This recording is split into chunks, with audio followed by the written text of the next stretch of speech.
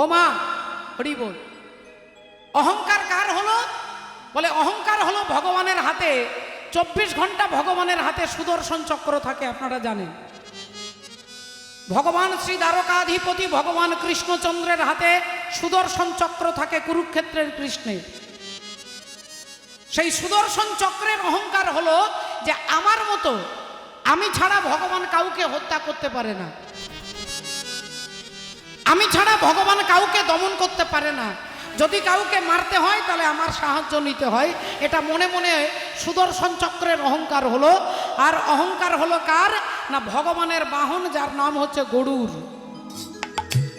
গরুরের মনের মধ্যে অহংকার এলো যে আমি ছাড়া ভগবান এক পাও কোথাও যেতে পারে না, আমি ছাড়া ভগবান এক পাও কোথাও যেতে পারে না। আর সুদর্শন চক্র বলছে আমাকে ছাড়া ভগবান কাউকে মারতে পারে না। এখন এই দুজনের অহংকার অন্তর্যামী ভগবান জানতে পেরে গেছেন, তাই তিনি তাদের দর্পটাকে চূর্ণ করবার জন্য ভগবান ডেকেছেন গরুরকে, গরুর এদিকে এসো। গরুর এসে দাঁড়িয়েছে, বলো ঠাকুর বলো কি করতে হবে? ভগবান বললেন এক কাজ কর, আমার ভক্ত হনুমান ওই গন্ধর্মাধব পর্বতে বসে আছে, তুমি এক কাজ করো, তুমি তাকে গিয়ে বলবে যে আমি তাকে ডেকেছি, তুমি বলবে আমি তাকে ডেকেছি, তুমি তাকে সঙ্গে করে নিয়ে আসবে। এখন বলার সাথে সাথে গরুর খুব স্পিডে চলে, খুব দ্রুত গতিতে চলে, খুব দ্রুত উড়ে যেতে পারে। তাই গরুর উড়ে এসে গন্ধর্মাধব পর্বতে দেখছেন হনুমান বসে নাম জপ করছে, আর অমনি গরুর এসে বলছেন এই যে আপনাকে আমার প্রভু ডাকছেন। তা হনুমান চোখ খুলে তাকিয়ে একটু মিষ্টি হেসে বললেন কে ডাকছে? না আমার প্রভু ভগবান কৃষ্ণচন্দ্র ডাকছে। হনুমান বললেন আমি তো এখন জপ করতে বসেছি, এখন আমি যেতে পারবো না। গরুর বললেন প্রভু ডেকেছে আর তুমি যেতে পারবে না? আমার প্রভু তোমাকে ডেকেছে আর তুমি যেতে পারবে না? হনুমান বললেন না আমি যেতে পারবো না। বললেন তোমাকে আমি জোর করে নিয়ে যাব। আর জোর করে নিয়ে যাবে বলে যেই টানাটানি করছে, অমনি হনুমান গরুরকে মানুষ যেমন পাখি ধরে একটা হাতের মুঠোতে, অমনি হনুমান গরুরকে ধরে আর পশ্চিম দিকে ছুঁড়ে ফেলে পশ্চিম দিকে ছুঁড়ে ফেলে দিয়েছে বাবা। আর গরুর পড়তে পড়তে পড়তে একবার পশ্চিম ভারতে দ্বারকাতে সমুদ্রের মধ্যে এসে পড়েছে। সমুদ্রে যেই পড়ে গেছে, এইবার কি হয়েছে মা? গরুর তো জলের মধ্যে পড়ে গেছে, ভিজে গেছে। ভগবানের কাছে এসে টপ টপ করে সারা দেহ থেকে জল পড়ছে। গরুর বললেন প্রভু তুমি কার কাছে আমাকে পাঠিয়েছো? তুমি বললে তোমার নাকি সে ভক্ত। আমার মনে হচ্ছে সে ভক্ত নয়, মনে হচ্ছে কোনো অসুর। দেখো আমার অবস্থা কি করেছে। ভগবান বললেন তুমি ওখানে গিয়ে কি বলেছিলে? বলেছিলাম তুমি ওই দ্বারকাধিপতি কৃষ্ণ তোমাকে ডেকেছে।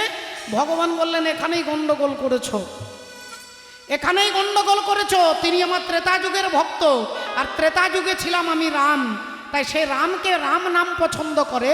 তুমি গিয়ে বলবে প্রভু রাম তোমাকে ডেকেছে, প্রভু রাম তোমাকে ডেকেছে, তুমি গিয়ে বলবে, দেখবে চলে আসবে।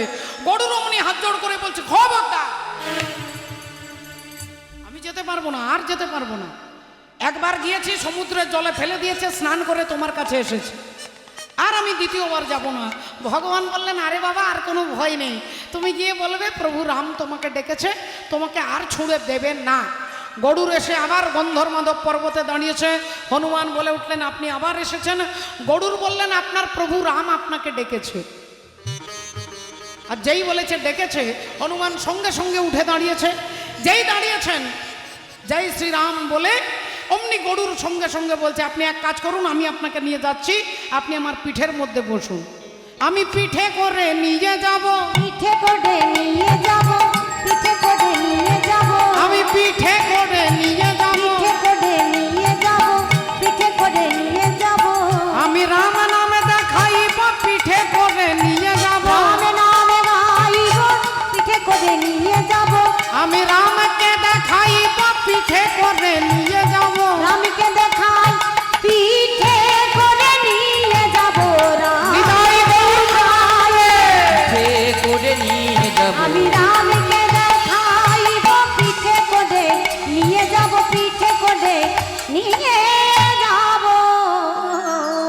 আমি আপনি তাড়াতাড়ি আমার পিঠে বসুন, আমি খুব দ্রুত গতিতে খুব স্পিডে চলতে পারি। হনুমান বললেন এক কাজ করুন, আমি আপনাকে নিয়ে যাচ্ছি। গরুর বললেন না, আমি তোমাকে নিয়ে যাব। গরুর বলছে তোমার থেকে আমি দ্রুত গতিতে চলতে পারি। আর হনুমান কত গতিতে চলে বলে মনোজবম মারুত দুল্য বেগম, মনোজবম মনের থেকে দ্রুত গতিতে। আপনারা মায়েরা বাবারা বলুন, এই মনের থেকে দ্রুত গতিতে কোনো ট্রেন, কোনো বাস, কোনো লরি, কোনো প্লেন এই মনের থেকে দ্রুত গতিতে চলতে পারে মা? এক সেকেন্ডও লাগবে না। আপনার মন আপনি এক্ষুনি বৃন্দাবনে নিয়ে যেতে পারবেন, আপনার মন আপনি হরিদ্বারে নিয়ে যেতে পারবেন, আপনার মন আপনি নিয়ে যেতে পারবেন একবারে সোজা বদ্রীনাথ। এক সেকেন্ডও সময় লাগবে না। তাহলে মনের থেকেও দ্রুত গতিতে চলে সে হচ্ছে হনুমান। আর গরুর বলছে আপনি পারবেন না, আমি আপনাকে দ্রুত গতিতে নিয়ে যাচ্ছি। হনুমান বললেন আমি নিয়ে যাচ্ছি। গরুর বলছে না, আমি নিয়ে যাব। হনুমান রেগে গিয়ে বিরক্ত হয়ে গরুরকে ধরে নিয়ে তার বগলের মধ্যে দাবা করে নিয়েছে। হরি বল। বগল দাবা করে নিয়ে আর হনুমান তুরন্ত সঙ্গে সঙ্গে দ্বারকায় চলে এসেছে। আর দ্বারকায় গেটের কাছে এসেছে। ভগবান কৃষ্ণ আগে থেকেই সুদর্শন চক্রকে বলে দিয়েছে তুমি এখানে পাহারা দেবে, যাতে কেউ না ভেতরে আসে, যাতে কেউ না ভেতরে আসে তুমি পাহারা দেবে। সুদর্শন চক্র বনবন বনবন করে ঘুরছে, চারিদিকে পাহারা দিচ্ছে। হনুমান এসে যাই দাঁড়িয়েছেন, বললেন এই যে সরে যান, আমি প্রভুর কাছে যাব। সুদর্শন চক্র বললেন এখন ভেতরে যাওয়া যাবে না, আমি হলাম দরজার দাঁড়ি, তাই আমার অনুমতি ছাড়া তুমি ভেতরে যেতে পারবে না, আর এখন ভগবানের সঙ্গে দেখা হবে না, আপনি চলে যান। হনুমান বললেন প্রভু আমাকে ডেকেছে, তাই দেখা আমি করবই। আর সুদর্শন চক্র বললেন তুমি আমাকে চেনো না, তোমার গলাটা কাটতে আমার 1 মিনিট সময় লাগবে না। আমি সুদর্শন চক্র, আমি বড় বড় অসুরকে, বড় বড় রাক্ষসকে, বড় বড় দুরাচারী ব্যক্তিকে গলা কেটে দিয়েছি, তাই আমার সঙ্গে তুমি চ্যালেঞ্জ করতে যাবে না।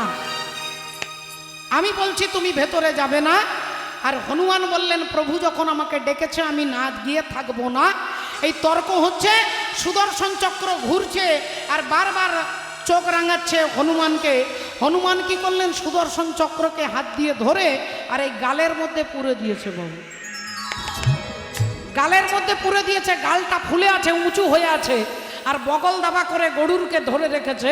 এইবার যেই ভেতরে আসছে, ভগবান কৃষ্ণ দেখলেন আমার ভক্ত আসছে, এক্ষুনি কেলেঙ্কারি করে দেবে যদি আমি রাম না হতে পারি। সঙ্গে সঙ্গে ভগবান কৃষ্ণচন্দ্র তিনি রাম হয়ে দাঁড়িয়েছেন, আর সত্যভামা দেবী তিনি সীতা মা হয়ে দাঁড়িয়েছেন। এখন রাম সীতা দুজনে দাঁড়িয়ে আছে। হনুমান এসে যেই প্রণাম করেছেন, ভগবান বললেন কি ব্যাপার হনুমান, তোমার বগলটা এরকম লাগছে কেন? বললেন তোমার জন্য একটা পাখি ধরে এনেছি, গরুরকে বার করে দিয়েছে। গরুর বললেন এতক্ষণ দম বন্ধ হয়ে গিয়েছিল, কোনো রকমে তোমার দয়ায় বেঁচেছে। তা ভগবান বললেন কি ব্যাপার, তোমার গালটা উঁচু হয়ে আছে কেন? হনুমান বললেন ওই দরজার কাছে একটা চকলেট ঘুরছিল, তাই চকলেটটাকে গালের মধ্যে পুরে দিয়েছে। হরি বল। ভক্তিমতী মায়েরা সুদর্শন চক্রকে গাল থেকে বার করছে। সুদর্শন চক্র মাথা নিচু করে দাঁড়িয়ে আছে, গরুর মাথা নিচু করে দাঁড়িয়ে আছে। ভগবান বুঝিয়ে দিলেন যে তোমরা তোমাদের ক্ষমতার অহংকার করো, আর যে তোমাকে বগল দাবা করেছে, যে তোমাকে গালের মধ্যে পুরে দিয়েছে, সেই হনুমানকে জিজ্ঞাসা করো তার পরিচয় কি। তিনি বলবেন মনোজবম মারুত দুল্য বেগম জিতেন্দ্রিয়ম বুদ্ধিমাতাম বরিষ্ঠম বাতাত্মানম বানরায়ুদ্ধ মুখ্যম শ্রীরামদূতম শরণম প্রপদ্যে। হরি হরি বল। এতগুলো যার সার্টিফিকেট, যিনি বুদ্ধিজীবীদের মধ্যে অগ্রগণ্য, যার সঙ্গে ক্ষমতায় এ জগতে কেউ পারবে না, সমস্ত দেবতার যত ক্ষমতা হনুমানের মধ্যে সেই ক্ষমতা আছে। সেই হনুমানকে জিজ্ঞাসা করছে আপনার পরিচয় কি। আমাদের যদি কোনো নেতা, কোনো এমএলএ এমপির সঙ্গে যদি ভাব থাকে, আমরা সবার আগে ওটাই বলি যে অমুক বাবুর সঙ্গে আমার খুব ভাব আছে, অমুক বাবুর সঙ্গে আমার ফোনে যোগাযোগ আছে, আমরা সেটা সবার আগে বলার চেষ্টা করি। হনুমানকে বলছে আপনার পরিচয় কি। তিনি বলছেন আমি ভগবান শ্রী রামচন্দ্রের চরণের দাসের অনুদাস। এ মনে বাবলা গাছের কষ লেগেছে, ও গুরু ধুইয়ে দাও জ্ঞান সাবানে, গুরু আমার মনের ময়লা যাবে কেমনে। উলুধ্বনি।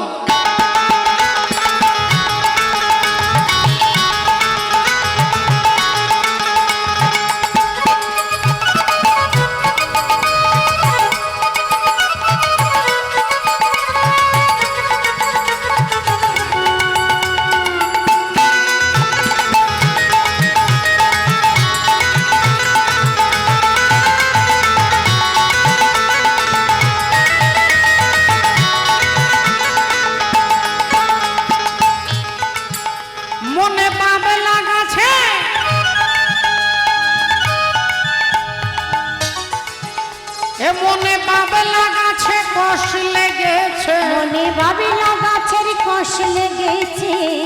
গুরু ধুয়ে দাও জ্ঞান সাবানে। আহা গুরু আমার মনের ময়লা যাবে কেমনে, গুরু আমার মনের ময়লা যাবে কেমনে।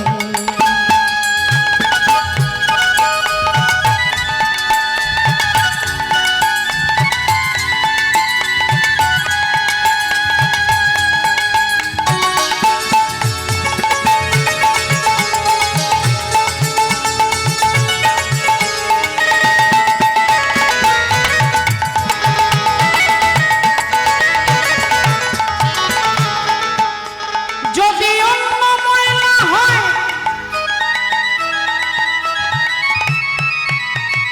হ্যাঁ, তবে ধোয়া মোছা যায়। আর মনের ময়লা বড় ময়লা ধোয়া নাহি যায়। মনের ময়লা বড় ময়লা ধোয়া নাহি যায়, মনের ময়লা বড় ময়লা ধোয়া নাহি যায়। ও যার কুক্ষেনে হয়েছে জন্ম, ও যার কুক্ষেনে হয়েছে জনমে, ও যার কুক্ষেনে হয়েছে জনম, ও কথা কই কই সে তো শোনে না। আহা গুরু আমার মনের ময়লা যাবে কেমনে, গুরু আমার মনের ময়লা যাবে কেমনে। এ মনে বাবলা গাছে, মনে বাবলা গাছের কষ লেগেছে, মনে ভাবিলা গাছের কষ লেগেছে। হ্যাঁ, ও গুরু ধুয়ে দাও জ্ঞান সাবানে।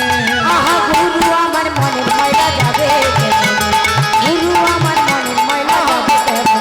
মনে ভাবিলা গাছের কষ লেগেছে, ভাবিলা গাছের কষ লেগেছে, ধুয়ে দাও জ্ঞান সাবানে।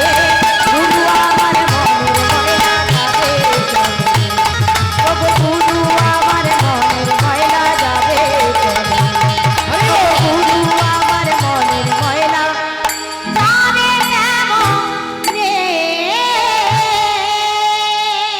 তাহলে আমাদের ভেতরের অজ্ঞান অন্ধকারকে, ময়লাটাকে পরিষ্কার করবার জন্যই হরিবাসরে আমরা চতুর্দিকে ছুটে বেড়াইলাম। ভগবানের নাম শুনলে তুমি নির্মল করো মঙ্গল করে, মলিন মর্ম মুছায়ে। আমার ময়লা মন এই হরিনামের সাবানে একমাত্র পরিষ্কার হয়।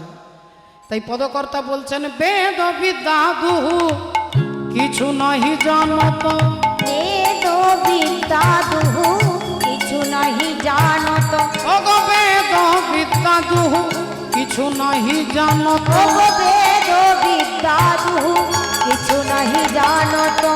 সে যদি গৌরাঙ্গ করে সার, ওগো সে যদি গৌরাঙ্গ করে সারি, সে যদি গৌরাঙ্গ করে সারি। আর নয়নানন্দেতে ভনে সেই তো সকলে জানে, আনন্দেতে ধনে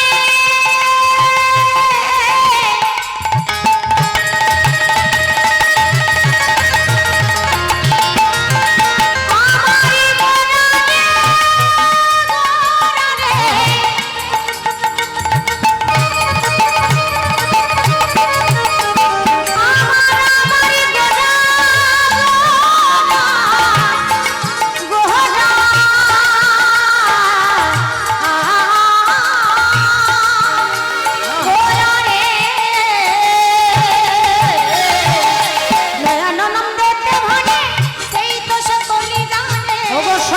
সিদ্ধি করো তলে সর্বসিদ্ধি করো তলে তার, সর্বসিদ্ধি করো তলে তার।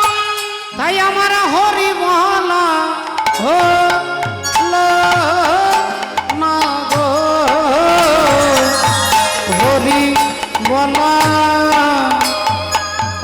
অবতারে, হরি বলা হলো না গো, হরি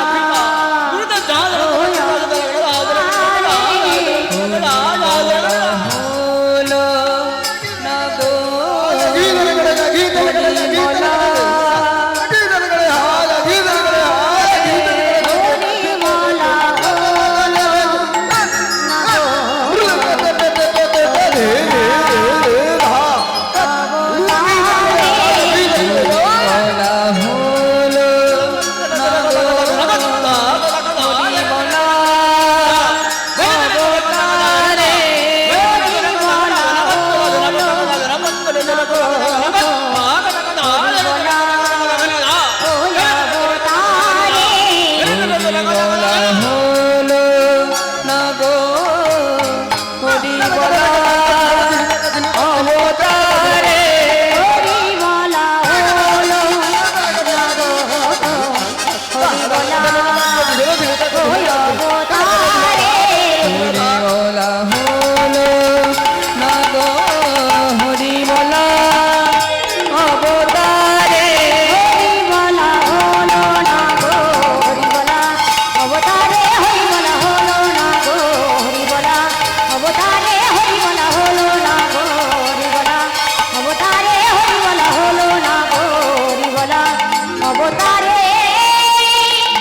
হরিমলা হলো না জয় জয় জগৎ গুরু জগদি গুরু তুমি বাঞ্ছা কল্পতরু কলে পতরু সিদ্ধ কর তপ্ত মরু করুণা তোমার করুণা তোমার তুমি মাতা তুমি পিতা তুমি জগতের ত্রাতা ত্রাতা কেহ নাই তোমা ভিন্ন জন। কেহ নাই তোমা ভিন্ন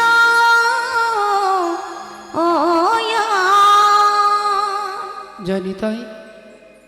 উপস্থিত সমস্ত সাধুগুরু ভক্তবৃন্দের চরণে দণ্ডবোধ প্রণাম জানিয়ে এতক্ষণ আমরা মহাপ্রভু চরণ আশ্রয় করেছিলাম। আজকে আমরা শুনব তত্ত্ব, আমরা শুনব তথ্য, আমরা শুনব লীলা। এর মধ্যে কি সামাজিক শিক্ষা আছে আমরা তাও জানব।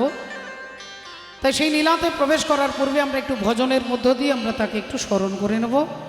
একবার সবাই মিলে বলবো, বলো ভগবান কৃষ্ণচন্দ্র কি জয় बोलो राधा रानी की জয় बोलिए भागवत महापुराण की জয় अनंत कोटि भक्त वृंदों की জয় निताई गौर सीतानाथ प्रभु। আনন্দে হরি হরি বল। वो तो गली गली हरि गुण गाने लगी, ऐसी लगी लगन मीरा हो गई मगन। वो तो गली गली गली हरी गली गुन गाने लगी, ऐसी लगी लगन।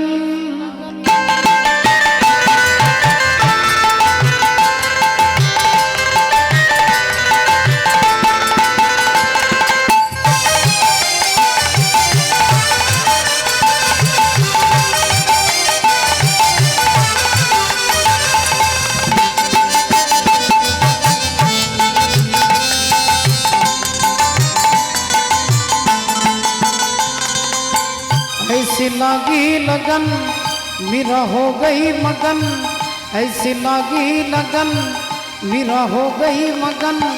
वो तो गली गली हरी गली गाने लगी, महलों में पली बन के जोगन चली, महलों में पली बन के जोगन चली।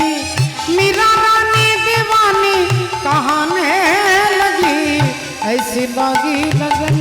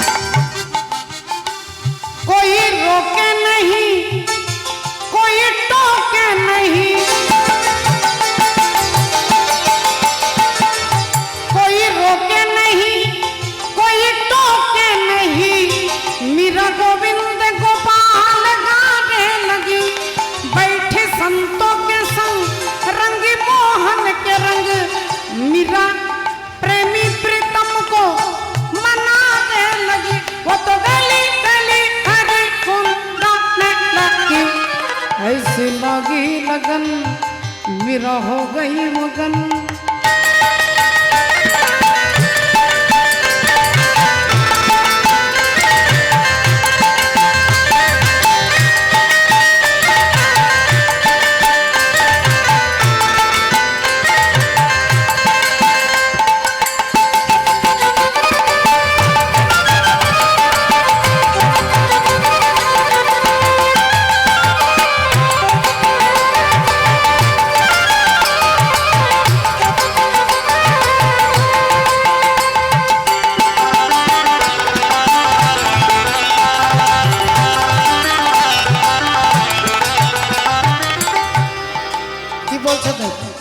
राना ने विष दिया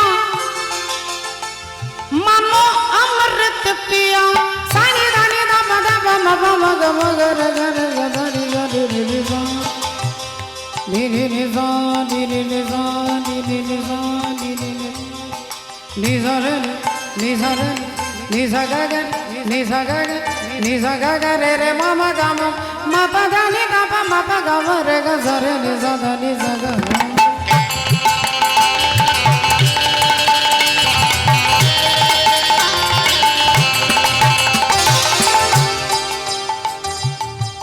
राना ने विष दिया मानो अमृत पिया वो तो सागर में सरिता समाने लगी दुख लाखों सहे मुख से गोविंद कहे मीरा गोविंद गोपाल गाने लगी वो तो गली गली हरि गुण गाने लगी ऐसी लगी लगन मीरा हो गई मगन ऐसी लगी लगन मीरा हो गई मगन ऐसी लगी लगन मीरा हो गई मगन। সকলে চরণে ধন্যবাদ প্রণাম জানিয়ে এতক্ষণ আমরা মহাপ্রভু চরণ আশ্রয় করেছিলাম আপনাদের কাছে মা হরি বল। যেহেতু এটা সোশ্যাল মিডিয়ার যুগ হাতে হাতে সকলের হাতে ফোন আছে বিভিন্ন ফোনের মাধ্যমে বিভিন্ন লীলা বিভিন্ন ভগবানের কীর্তন আপনারা শুনে থাকেন শুনেছেন নতুন করে কোনো কিছুই নেই সকলের কম বেশি করে শোনা আছে। তাই এই মুহূর্তে আপনাদের কাছে আমি তিনটে পালার নাম বলবো যে কোনো একটা আপনারা একটু সম্মতি প্রদান করবেন। আমি দুম করে যে কোনো একটা পালা ধরলে বলার কিছু নেই কিন্তু আমি ভক্তদেরকে আপনাদের অনুগ্রহ আপনাদের যে একটা আগ্রহ তার মূল্য দেবার চেষ্টার জন্য আমি তিনটে নাম বলবো। এক হচ্ছে ভগবান শ্রীকৃষ্ণের পুতনা বধ, এক হচ্ছে রাজা দক্ষ রাজার অহংকার চূর্ণ, আর এক হচ্ছে ভক্ত প্রহ্লাদের ভাগবত ভক্তি। এই তিনটে লীলার মধ্যে আপনারা একটু নির্বাচন করে বলুন কারা হরি বল। যারা বেশি সংখ্যায় বলবেন পালাটা কিন্তু সেটাই ধরা হবে। কি শুনবেন পুতনাবাদ শুনবেন না দক্ষ রাজার অহংকার চূর্ণ শুনবেন? হ্যাঁ প্রজাপতি দক্ষ রাজার অহংকার চূর্ণ আমরা শুনবো। তার তত্ত্ব তার তথ্য ইতিহাস যাদের শোনা আছে তারা একটু ধৈর্য ধরে বসবেন। এর মধ্যে নতুন কিছু আমরা চেষ্টা করব তত্ত্ব দেবার। তাহলে চলুন আজকে সেই প্রজাপতি দক্ষ রাজার অহংকার চূর্ণ করতে গেলে একদিন মহামুনি ভৃগু সেই ভৃগুমুনি দণ্ডকারণ্যে তিনি যজ্ঞ করছেন। স্বর্গ মর্ত পাতাল সবাইকে নেমন্তন্ন করেছে, স্বর্গ মর্ত পাতাল সবাইকে নেমন্তন্ন করেছেন মহামুনি ভৃগু। সেই ভৃগুমুনির যজ্ঞের অনুষ্ঠানে সবাই আসছে। একদিন ভৃগুমুনি যজ্ঞ আরম্ভিলা, একদিন ভৃগুমুনি যজ্ঞ আরম্ভিলা, আইব তোরা দেখে যাহা।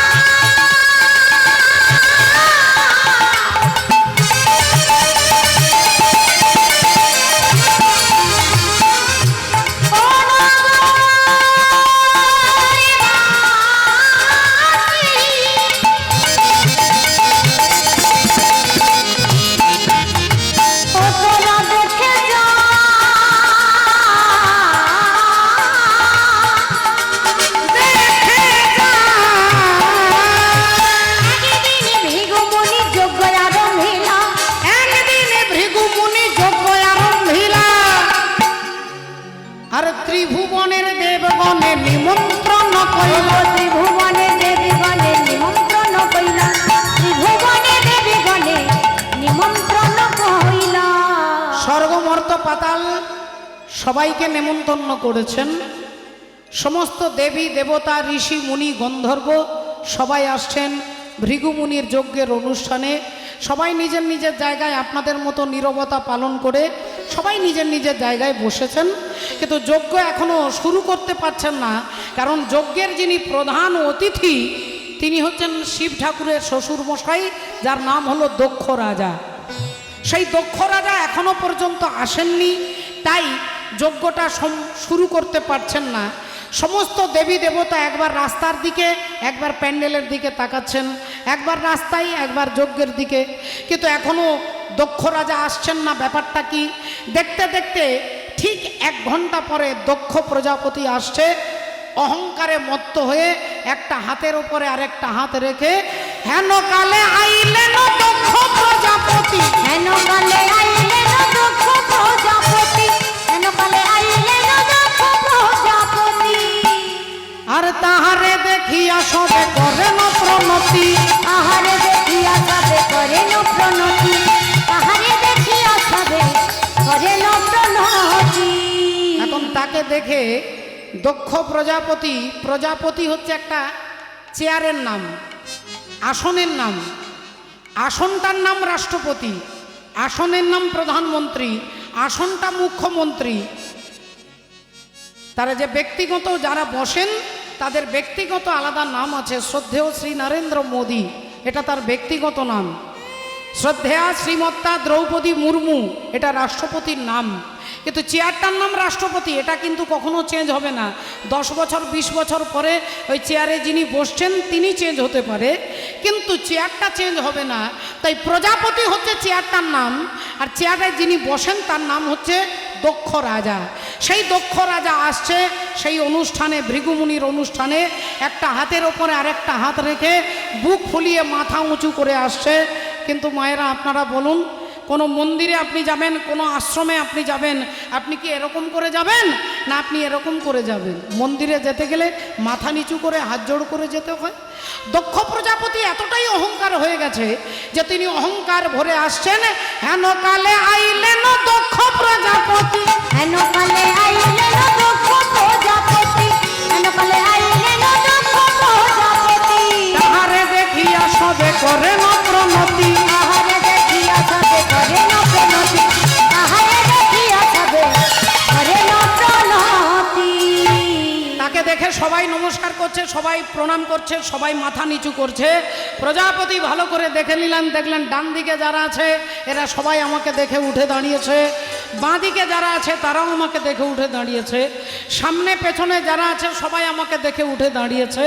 কিন্তু এ কি, বাঁ দিকের কোণে 3টে চেয়ারে 3 জন বসে আছে, যারা আমাকে দেখে উঠেও দাঁড়াচ্ছে না, নমস্কারও করছে না, মাথা নিচুও করছে না। তারা কে একবার ভালো করে দেখি। হরি বল, জয় রাধে, জয় রাধে।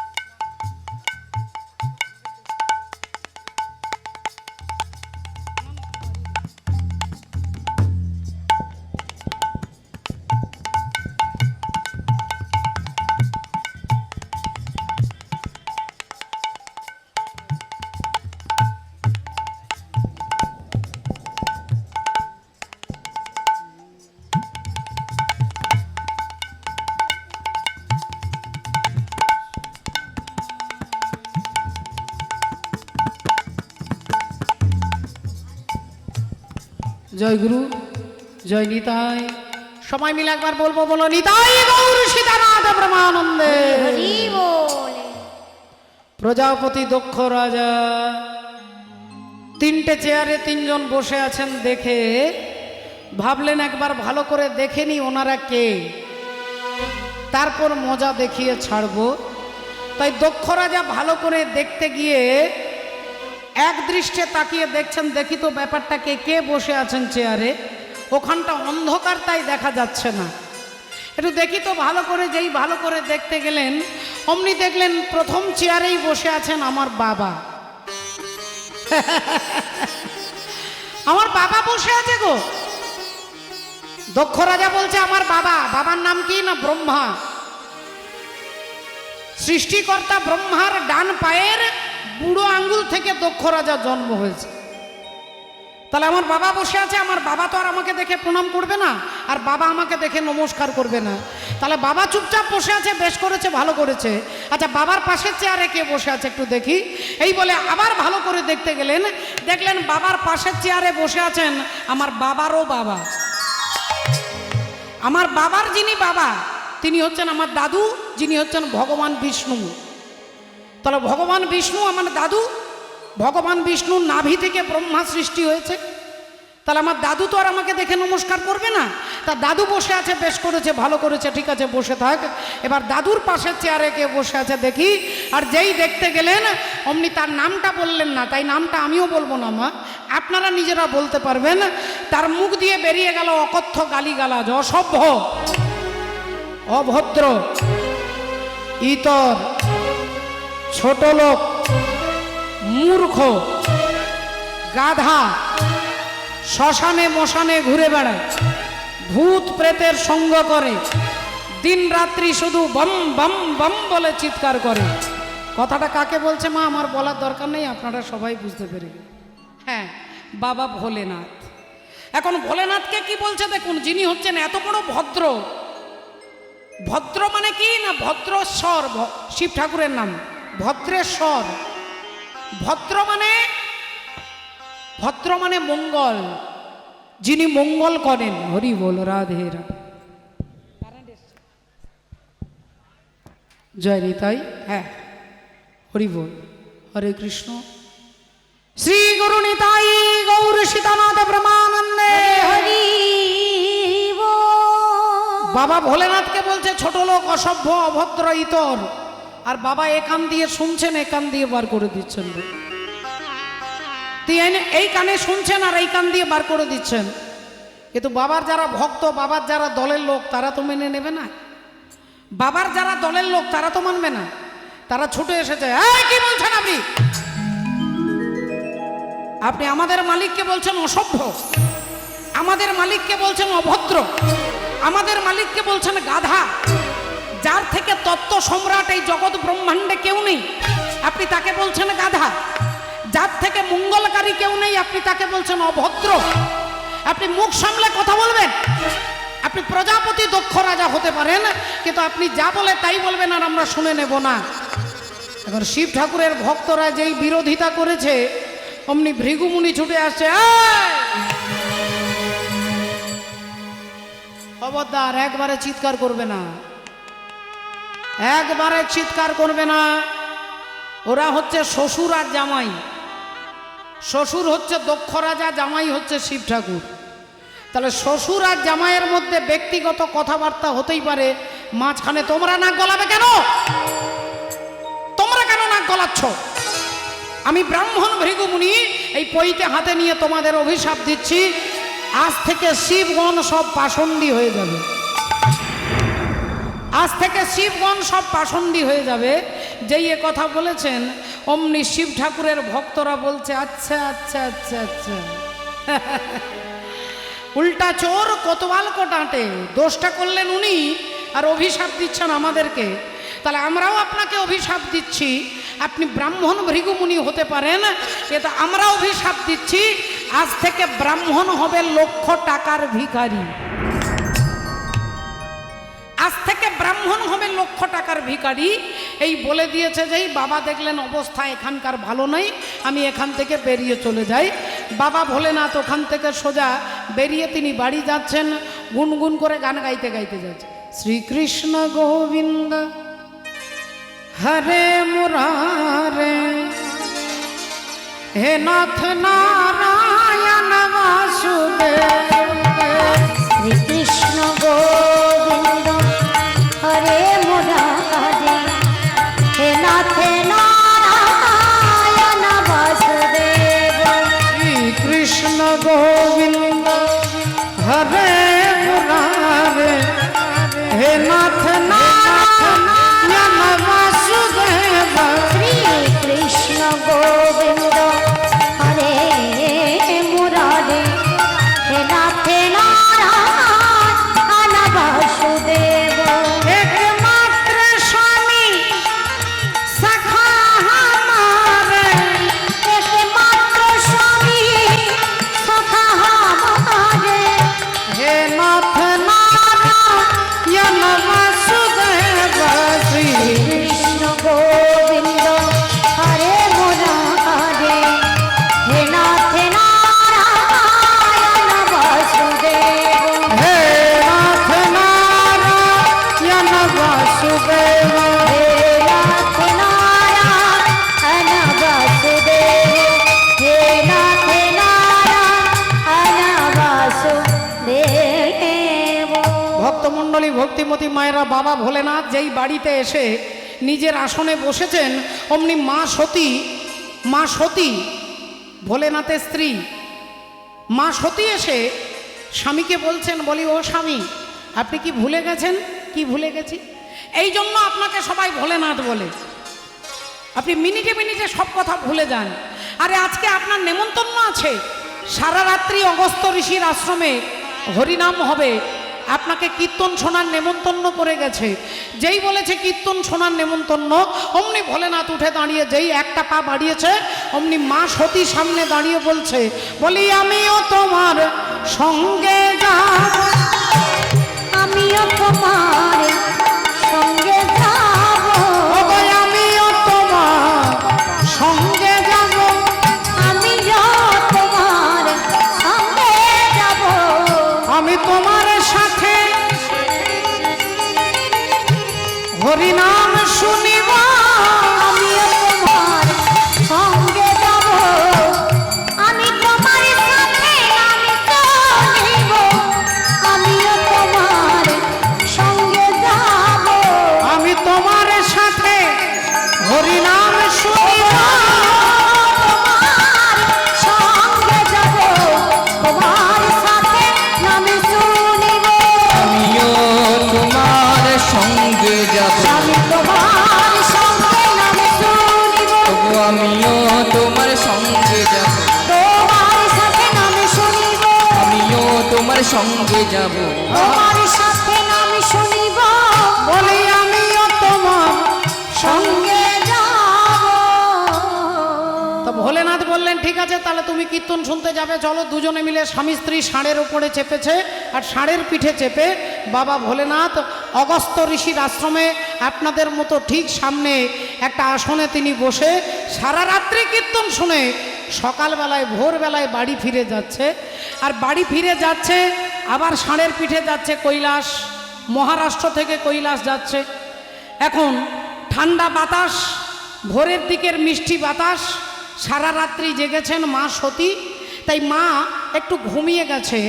ষাঁড়ের পিঠে বসে মাথাটা শিব ঠাকুরের পিঠের মধ্যে দিয়ে একটু তন্দ্রাচ্ছন্ন অবস্থা।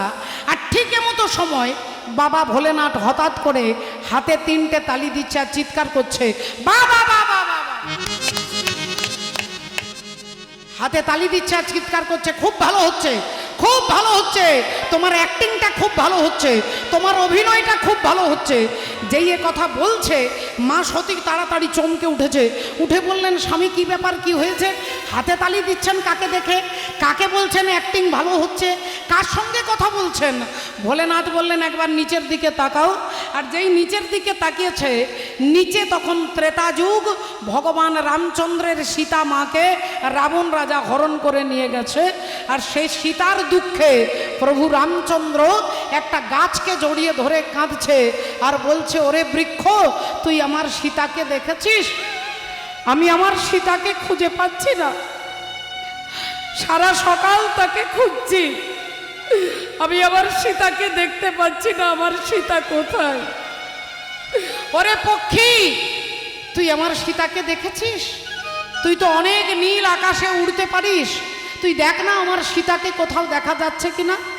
ওরে ব্যাঘ্র, ওরে হস্তি, যাকে দেখতে পাচ্ছে তাকেই জিজ্ঞাসা করছে আমার সীতা কোথায়, আমার সীতা কোথায়। আর সীতার বিরহে রামচন্দ্র কাঁদছে, আর বাবা ভোলেনাথ হাতে তালি দিয়ে হাসছে আর বলছে তোমার অভিনয়টা খুব ভালো হচ্ছে। কারণ বাবা ভোলেনাথ হচ্ছে তত্ত্ব সম্রাট, আর তত্ত্ব সম্রাট তিনি জানে যে রাবণের ঠাকুর দাদার ক্ষমতা নেই তিনি সীতা দেবীকে হরণ করবে। রাবণ সীতা মাকে হরণ করেছেন রামচন্দ্রের অনুমতিতে হরণ করেছে বল। ভগবান রামচন্দ্র অনুমতি দিয়েছিলেন। যেদিন রাবণ সীতা মায়ের কাছে আড়ালে লুকিয়ে লুকিয়ে কেঁদে কেঁদে বলেছিলেন মাগো আমি তোমার রামের কৃপা পেতে চাই, সীতা দেবী বলেছিলেন দাঁড়ান আমি আমার স্বামীকে ডেকে দিচ্ছি। যেই রামচন্দ্র এসে দাঁড়ালেন অমনি রাবণ হাত জোড় করে বলছে প্রভু আমি তোমার কৃপা পেতে চাই, আমি তোমার হাতে মরতে চাই, আমি তোমার কৃপা পেয়ে ধন্য হতে চাই। প্রভু রামচন্দ্র বললেন শোনো বাবা রাবণ, আমার কৃপা যদি পেতে চাও তাহলে আগে আমার সীতার কৃপা পেতে হবে। যদি কৃষ্ণের কৃপা পেতে চাও তাহলে আগে রাধার কৃপা পেতে হবে। যদি শিব ঠাকুরের কৃপা পেতে চাও তাহলে আগে দুর্গা মায়ের কৃপা পেতে হবে। তো রামচন্দ্র বললেন যদি আমার কৃপা পেতে চাও তাহলে আগে আমার সীতা তোমাকে কৃপা করলে তবে পাবে। রাবণ অমনি পায়ে ধরে বলছে বলো ঠাকুর কি করে মায়ের কৃপা হবে। রামচন্দ্র বলছে কানে কানে বলছে শোনো আমাদের তো নতুন বিয়ে হয়েছে, আর কয়েকদিনের মধ্যে আমরা 14 বছরের জন্য বনবাসে চলে যাব, আর কয়েকদিন পরে আমরা 14 বছরের জন্য বনবাসে চলে যাব। সেদিন কথা দিচ্ছি এই 14 বছরের মধ্যে 11 মাস আমি আমার সীতাকে তোমার লঙ্কায় পাঠিয়ে দেব, আমার সীতাকে তোমার লঙ্কায় পাঠিয়ে দেব, তুমি আমার সীতাকে হরণ করবে। সারা জগৎ জানবে যে রাবণ সীতাকে হরণ করেছে, কিন্তু তত্ত্বর সম্রাট যারা ভক্ত যারা তারা জানবে যে রামের অনুমতি ছাড়া একটা গাছের পাতা নড়তে পারে না বাবা। হরি বল। তাহলে রামের অনুমতি ছাড়া রামের সীতাকে কেউ হরণ করতে পারে না যতক্ষণ রাম তাকে অনুমতি না দেয়। তাই আমি তোমাকে অনুমতি দিচ্ছি, তুমি আমার সীতাকে হরণ করবে পঞ্চবটী বন থেকে। সবাই জানবে রাবণ হরণ করেছে, কিন্তু ভক্তরা জানবে যে আমার ইচ্ছাতেই হরণ হয়েছে। তাহলে এটা বাবা ভোলেনাথ জানে যে যার ইচ্ছাতে সীতাকে রাবণ হরণ করলো, আর সেই রামচন্দ্র একটা গাছকে জিজ্ঞাসা করছে আমার সীতা কোথায়। তাহলে এটা অ্যাক্টিং, এটা অভিনয়। আর এই অভিনয়টা খুব ভালো হচ্ছে দেখে শিব ঠাকুর হাতে তালি দিচ্ছে আর বলছে খুব ভালো খুব ভালো। কিন্তু সীতা মা হরিবল, শিব ঠাকুরের পেছনে যিনি বসে আছেন দক্ষ রাজার কন্যা মা সতী, তিনি তো ব্যাপারটা বোঝেননি। তিনি অমনি বলে উঠলেন আচ্ছা স্বামী আমরা যে সারা রাত্রি কীর্তন শুনলাম, ওই কীর্তনে যে রাম নাম শুনলাম সেই রাম, আর এই জঙ্গলে যিনি কেঁদে কেঁদে বেড়াচ্ছেন এই রাম, এই দুটো রাম কি আলাদা না একজন ব্যক্তি? সারা রাত্রি জেগে জেগে যে রামের নাম শুনলাম সেই রাম, আর এই যে জঙ্গলে যিনি কাঁদছেন এই রাম, এই দুটো রাম কি আলাদা না একজন ব্যক্তি? শিব ঠাকুর বললেন না না না আলাদা নয়, একজন ব্যক্তি। মা সতী অমনি চ্যালেঞ্জ করে বলে উঠলেন তাহলে, বলছে দেখুন স্বামী আমি চ্যালেঞ্জ করে বলছি এনারই কথা যদি আমরা শুনেছি তাহলে ইনি ভগবান নন। শিব ঠাকুর বলে কেন? বলে ভগবান যিনি হবে তিনি অন্তরের কথা জানতে পারবে, আর অন্তরের কথা যিনি জানবে তিনি জানবে যে রাবণ সীতাকে হরণ করেছে। তাহলে ইনি যদি জানতো যে রাবণ হরণ করেছে তাহলে একটা গাছকে জড়িয়ে ধরে কাঁদছে কেন, একটা পাখিকে জিজ্ঞাসা করছে কেন? তাহলে ইনি জানে না বলেই জিজ্ঞাসা করছে। তাহলে ইনি জানে না মানে ইনি অন্তর্যামী নন, আর অন্তর্যামী নন মানে ইনি ভগবান নন। আমি চ্যালেঞ্জ করে বলছি তোমার রামের কান্না আমি বন্ধ করে দিতে পারি। শিব ঠাকুর বললেন দেখো সতী এ জগতে আর যা করবে ভগবান তোমাকে ক্ষমা করবে, কিন্তু ভগবানকে পরীক্ষা করতে যেও না। আজ পর্যন্ত যারা যারা ভগবানকে পরীক্ষা করেছে তাদের সর্বনাশ হয়ে গেছে বল, তাদের সর্বনাশ হয়ে গেছে ভগবানকে পরীক্ষা করতে যারা যারা এসেছে। তাই তুমি খবরদার, তুমি এ ভুল করো না। মা সতী একটাই কথা বারবার চ্যালেঞ্জ করে বলছে, আমি চ্যালেঞ্জ করে বলতে পারি তোমার রামের কান্না আমি বন্ধ করে দেব। আমি চ্যালেঞ্জ করে বলতে পারি তোমার রাম ভগবান নয়, আমি এটা প্রমাণ করে দেব। বারবার যখন বলছে ভোলেনাথ ওখানে না দাঁড়িয়ে তিনি সোজাসুজি কৈলাসে চলে গেছেন। আর মা সতী কি করেছে? মা সতী সীতা সেজেছেন বল, মা সতী সেজেছেন সীতা। আজ হইয়া জানো কি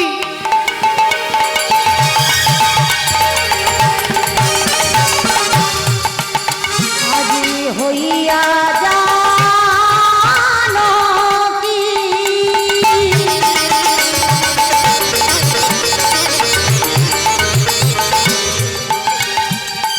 সাজিলেন জানো কি আজি হইয়া জানো কি সাজিলেন জানো কি ওগো রামের আগেতে দাদাই হইয়া জানো কি সাজিলেন জানো কি রামের আগেতে বলি এই তো আমি এসে গেছি, অমন করে কেঁদো না। এই তো আমি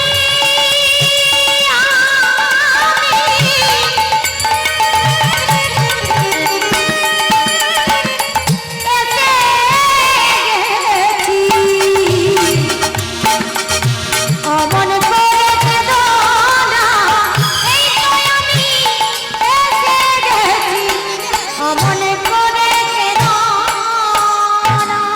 আপনি কাঁদবেন না, কাঁদবেন না, কাঁদবেন না। মা সতী সীতা সেজেছে, সীতার মতো কাপড়, সীতার মতো রং, সীতার মতো চুল, সীতার মতো ঢং, সব কিছু সীতার মতো সেজে আর রামচন্দ্রের আগের দিকে দাঁড়িয়ে বলছে আপনি কাঁদবেন না, আমি আপনার সীতা, আমি আপনাকে পরীক্ষা করছিলাম আপনি আমাকে কত ভালোবাসেন, আমি গাছের আড়ালে লুকিয়েছিলাম, আপনি আর কাঁদবেন না, কাঁদবেন না। এই তো আমি আপনার সীতা চলে এসেছি।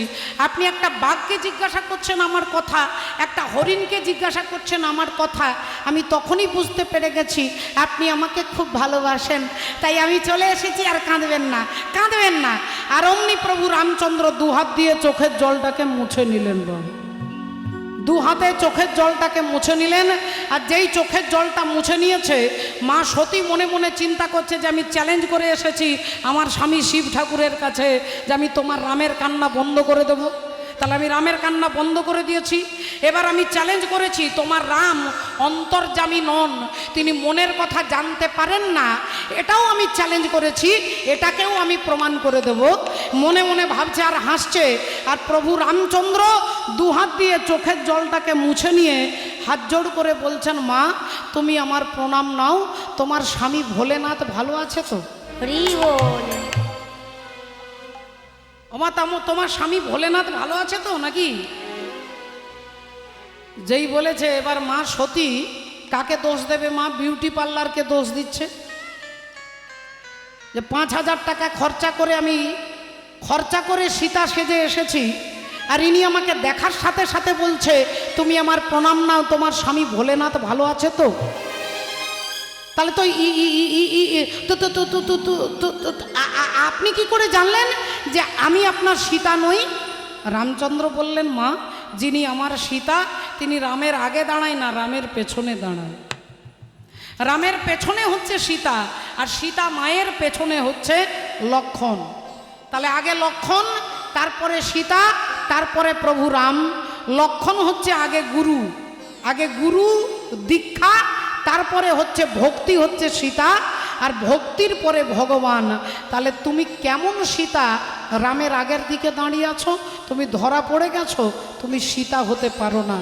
যেই বলেছে মা সতী তাড়াতাড়ি করে স্বামী শিব ঠাকুরের কাছে কৈলাসে ফিরে আসছে, আর এদিকে বাবা ভোলেনাথ চোখ বন্ধ করে ভাবছে দেখি ওখানে সিরিয়ালে কি হচ্ছে।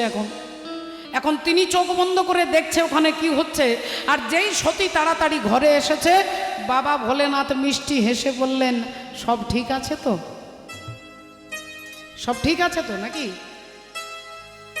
ওখানে যে গিয়েছিল কি হলো ওখানে? বলে কি হবে, আপনি যাকে দিনরাত্রি প্রণাম করেন সে তো আমাকে প্রণাম করলো,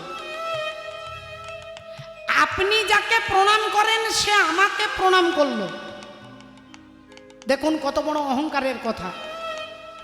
স্বামী শিব ঠাকুরকে বলছে যে আপনি যাকে দিনরাত্রি যে রামকে প্রণাম করেন সেই রাম আমাকে, মা বলছেন আমাকে প্রণাম করলো। বলে তারপর না, তারপর কি হবে? তারপর আমি আপনার কাছে চলে এসেছি, এই চলে এসেছি বলে সে শিব ঠাকুরের বাঁদিকে নিজের আসনটাতে বসতে যাবে, আর অমনি বাবা ভোলেনাথ বাঁদিকের আসনটাকে চেঞ্জ করে ডান দিকে করে দিয়েছে।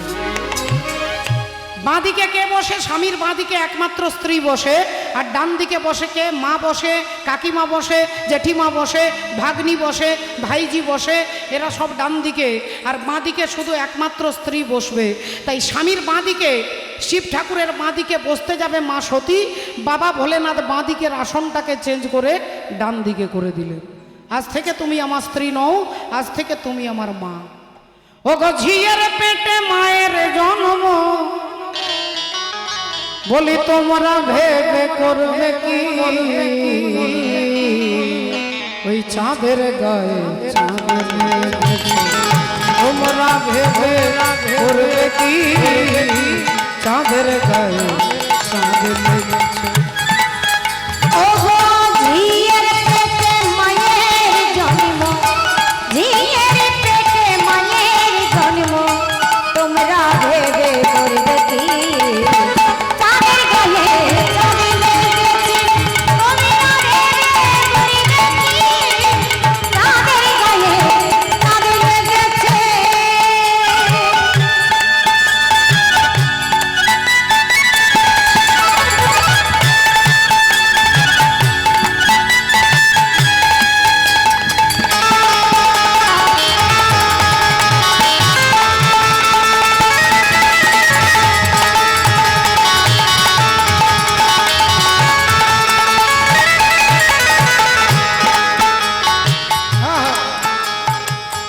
বলি 6 মাসের এক কন্যা ছিল,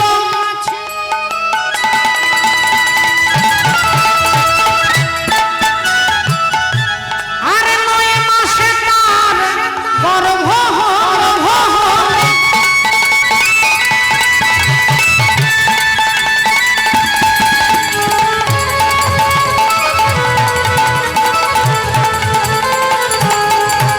আর 6 মাসের এক কন্যা ছিল, 9 মাসে তার গর্ভ হলো গো। বলি 11 মাসে 3টি সন্তান, 11 মাসে 3টি সন্তান। ও যে কোনটা করবে ফকিরি, চাঁদের গায়ে চাঁদের লেগেছে, তোমরা ভেবে করবে কি, চাঁদের গায়ে চাঁদের লেগেছে, তোমরা ভেবে করবে কি, চাঁদের গায়ে চাঁদের লেগেছে। বলি ঘর আছে তার দুয়ার নাই, এমন ঘর দেখেছেন কখনো? যে ঘর আছে অথচ দরজা নেই, জানালা নেই? তত্ত্বদর্শী লালন ফকির বলছে, ঘর আছে তার দুয়ার নয়, ও গো লোক আছে তার বাক্য নাই গো, নাই গো। বলো কে তাহারে আহার যোগায়, কে বাজাই সন্ধ্যা গাতে। কে তাহারে আহার যোগায়, কে বাজায় সন্ধ্যা বাতি। আচ্ছা মায়েরা আপনারা বলুন, বলছে ঘর আছে, ভেতরে একজন আছে, কিন্তু দরজাও নেই জানালাও নেই, তাহলে লোকটা ঢুকলো কি করে? সেটা কি? সেটা হচ্ছে ডিম। ডিমের মধ্যে দরজা জানালা কিছু থাকে না, কিন্তু ভেতরে একটা প্রাণী থাকে। পায়রার ডিম হলে পায়রা থাকবে, ময়ূরের ডিম হলে ময়ূর থাকবে, যে কোনো পাখির ডিম, যে কোনো পাখি, যে জাতের পাখি সেই পাখি থাকবে। তাহলে তত্ত্বদর্শী মহাজন কি বলছে দেখো, ও যে ফকির লালন ভেবে বলে ছেলে মরে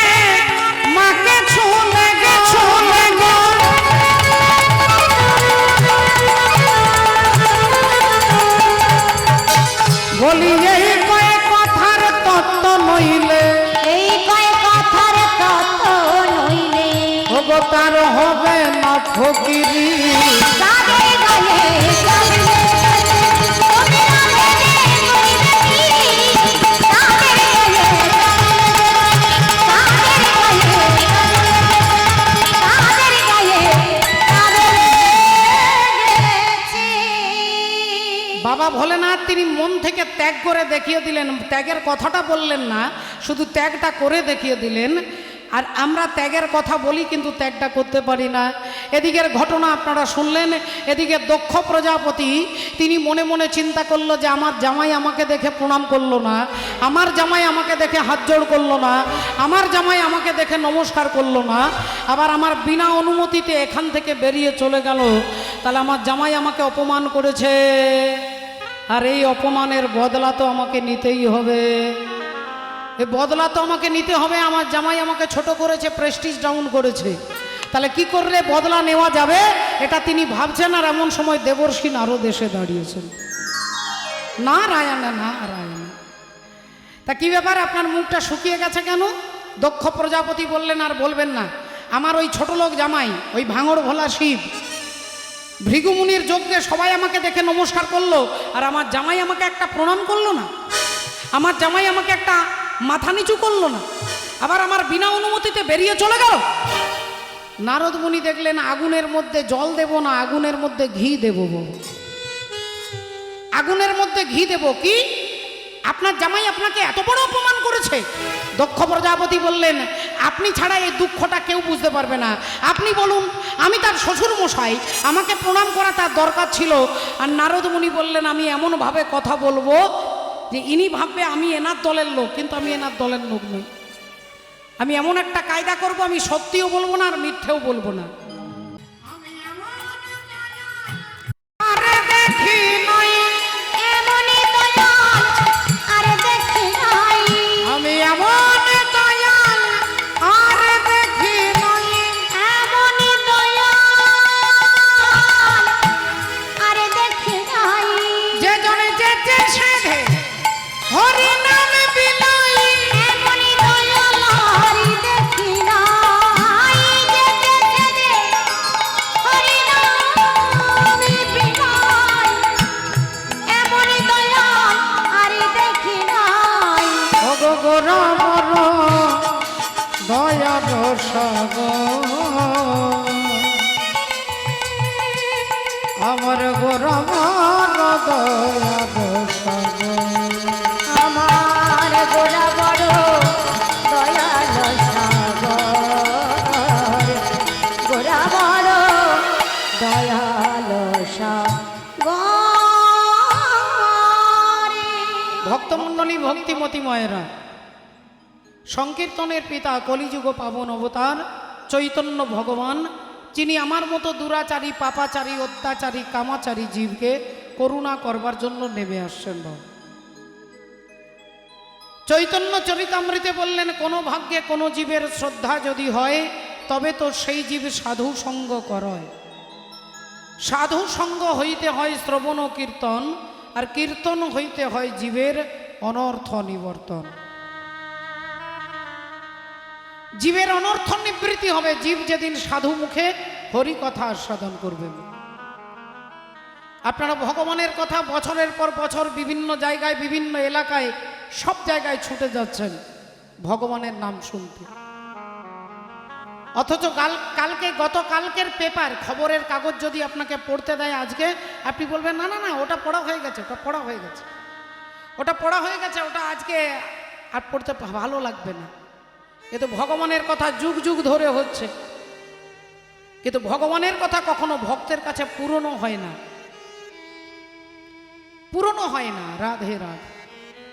তাহলে মায়েরা, যে ভগবানের কথা নিত্য নতুন, সেই ভগবান তিনি হৃদয় মাঝে নাহং বৈকুণ্ঠে, ভগবান বলছেন যে আমি বৈকুণ্ঠে না থাকি না, নাহং তিষ্ঠামি বৈকুণ্ঠে যজ্ঞিনং হৃদয়ান চ মদ ভক্ত যত্র গায়ন্তি তত্র তিষ্ঠামি। হে নারদ, হরি হরি বল। ভগবানের যেখানে কথা হয় সেখানে ভগবান থাকেন, সেখানে ভক্ত থাকেন। রাধে রাধে। তাহলে বাবা ঠাকুর বলবেন এত কাটাকাটি, এত খুনোখুনি, এত হানাহানি, বলে এটা শুধু কলিযুগে নয়, যুগ যুগ ধরে যুদ্ধ হয়ে আসছে, দাঙ্গা হয়ে আসছে। সত্য যুগে ছিল দুটো গ্রহের মধ্যে যুদ্ধ, দেবতাদের সঙ্গে অসুরদের যুদ্ধ। ত্রেতা যুগে যুদ্ধ হলো দুটো দেশের সঙ্গে, অযোধ্যার সঙ্গে লঙ্কার যুদ্ধ। দাপর যুগে যুদ্ধ হলো ঘরের মধ্যে, কৌরব আর পাণ্ডবের মধ্যে। আর কলিযুগে যুদ্ধ হচ্ছে কোথায়? আমাদের সকলের দেহের ভেতরে। বলো, এই ভেতরেই আমাদের যুদ্ধ চলছে। আমার ভেতরেই রাম আছেন, আবার আমার ভেতরেই রাবণ আছেন। আমার ভেতরের রাম আমাকে আরেক বলছেন, আর আমার ভেতরের রাবণ আমাকে আরেক বলছে। রাবণ বলছে যে ভোরবেলায় ঘুম থেকে ওঠা যাবে না। রাম বলছেন ভোরবেলায় ঘুম থেকে উঠতে হবে, ভগবানের ভজন করতে হবে, সংসারের কাজ করতে হবে, নিজের নিজের সংসার প্রতিপালন করতে হবে, সংসারে থেকে ভগবানের নাম করতে হবে। আমার ভেতরের রাম বলছেন। আর আমার ভেতরের রাবণ বলছেন খবরদার, ভোরবেলায় ঘুম থেকে ওঠা যাবে না, সকাল 10টা 11টা না বাজলে ঘুম থেকে উঠবে না, রাত্রি 2টো 3টে পর্যন্ত মোবাইল ঘাঁটবে, মোবাইল দেখবে, আর সকাল 10টা 11টার সময় ঘুম থেকে উঠবে। আমার ভেতরের রাবণ বলছে। যার ভেতরে রাম জাগ্রত বেশি আছে তিনি রামের কথাই চলবেন, আর যার ভেতরে রাবণ জাগ্রত আছেন মানে তিনি রাবণের কথা শুনবে। আপনার বিবেকের উপরে নির্ভর করবে। বিবেক আপনাকে যা বলবে, আপনার বিবেক আপনাকে যা বলবে আপনি তাই করবেন। তাহলে আপনাদের বিবেক বলেছে হরিনাম শুনতে, তাই এখানে এত গরমের মধ্যে সংসারের দায়িত্ব ফেলে সবাই ভগবানের গুণানুকীর্তন শুনবার জন্য এসেছে। রাধে রাধে ভক্তমণ্ডলী, ভক্তিমতী মায়েরা। তাহলে চৈতন্য ভগবান এলেন জগতের জীবকে হরিনাম দিতে। অগ পাপীর তরে, পাপীর তরে আসেন ভগবান।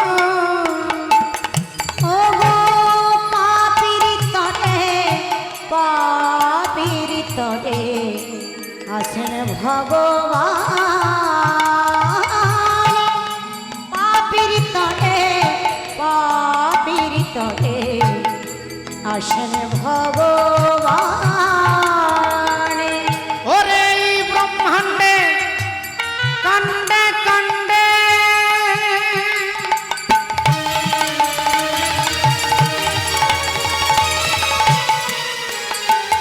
ওরে এই ব্রহ্মাণ্ডে কাণ্ডে কাণ্ডে ভগ ভক্ত রূপে গুণগান আসেন ভগবান। পাপীর তরে, পাপীর তরে আসেন ভগবান। পাপীর তরে, পাপীর তরে আসেন ভগবান। বহু পাপী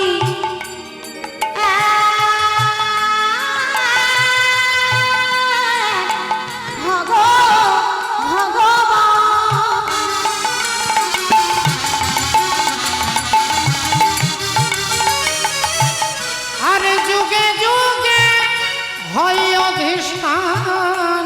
বহু পাপী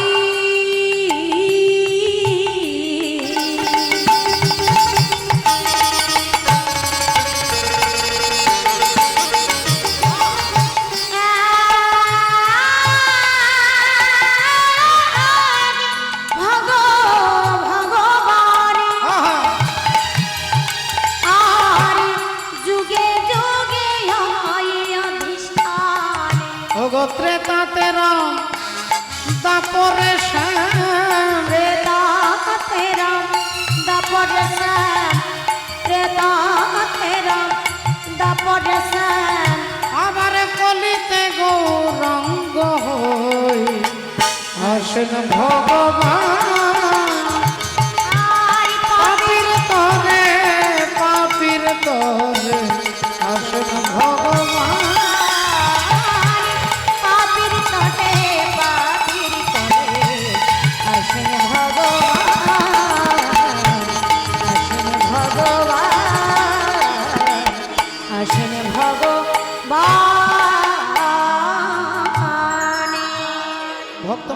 ভক্তিমতী মায়েরা, জগতের জীবকে পাপী তাপীকে উদ্ধার করবার জন্য ভগবান আসছেন। পরিত্রাণায় সাধু নাম বিনাশায় চ দুষ্কৃতম ধর্ম সংস্থাপনার্থায় সম্ভবামি যুগে যুগে। তাহলে যুগে যুগে তিনি করুণা করবার জন্য আসছেন। রাধে রাধে। ভগবান জগতে সবাইকে কৃপা করুণা করতে পারেন, কিন্তু যার ভেতরে অহংকার আছে ভগবান তাকে কোশমিন কালেও কৃপা করতে পারেন না। বাবা, যদি কোনো ক্রোধী ব্যক্তি গিয়ে বলে যে ঠাকুর আমার প্রচণ্ড রাগ, তুমি আমাকে করুণা করো, ভগবান তাকে কৃপা করবে। যিনি কামী ব্যক্তি বলে, তিনি যদি বলে তার কাছে দাঁড়াই, বলে ভগবান তাকে করুণা করতে পারেন, কিন্তু যার ভেতরে অহংকার আছে ভগবান তাকে করুণা করতে পারেন না। বাবা, করুণা করতে তিনি পারেন না। রাধে রাধে।